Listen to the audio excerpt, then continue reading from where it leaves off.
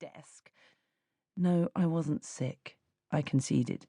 But you do look fucking terrible, said Ticky, moving closer. What's going on? I had a fight with Martin, I said, feeling my throat constrict. I clamped my lips together so my chin didn't wobble, determined not to cry in front of Ticky, the emotional vampire of the office. Other people's misery and drama were her sustenance. Her beady brown eyes lit up at the very suggestion of tears, and she could sniff out a sobbing assistant in the ladies from 50 paces. For the 2 years she'd worked here, I'd watched her pump her unsuspecting victims for every detail of their emotional lives. Little did they know that her interest in every tiny incident had nothing to do with friendly concern, and everything to do with her own vicarious thrills.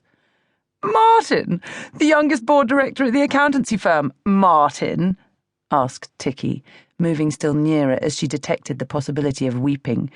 "Martin, Mr. Excel spreadsheets, Martin.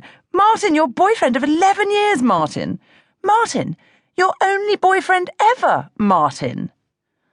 She peered into my eyes, which I knew were bloodshot and swollen enough to offer her ammunition for a full-on assault on my personal life. And I poured all my energy into not cracking in front of her. I just nodded as silent confirmation.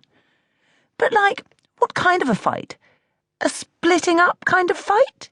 she demanded.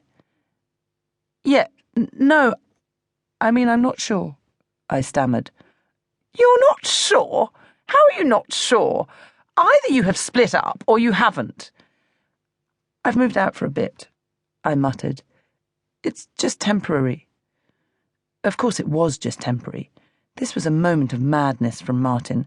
He hadn't meant any of it, I was sure of that.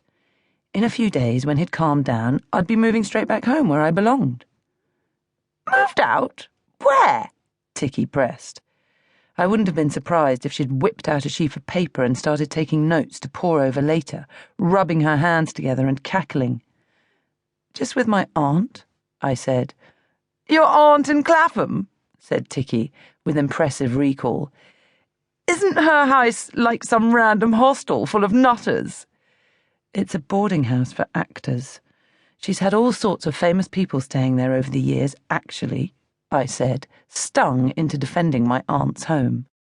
Although it is true that I had myself referred to it as a hostel full of nutters in the very recent past. I'd had to swiftly change my tune when I arrived there yesterday with my overnight bag. "Yeah, who's staying there now, then?" asked Ticky, her eyes narrowing with interest. "Well, no one especially," I admitted. "Half of the actors have had to move out because of some plumbing problems. That's why there was a room free for me." I could see Ticky's eyes begin to glaze over as soon as she realised I wasn't about to reveal that George Clooney was hiding out in my aunt's attic bedroom. "Whatever, Roars. Forget the plumbing. Get back to Martin. This is totally major drama. How does it make you feel?" She clasped my forearm with both of her hands.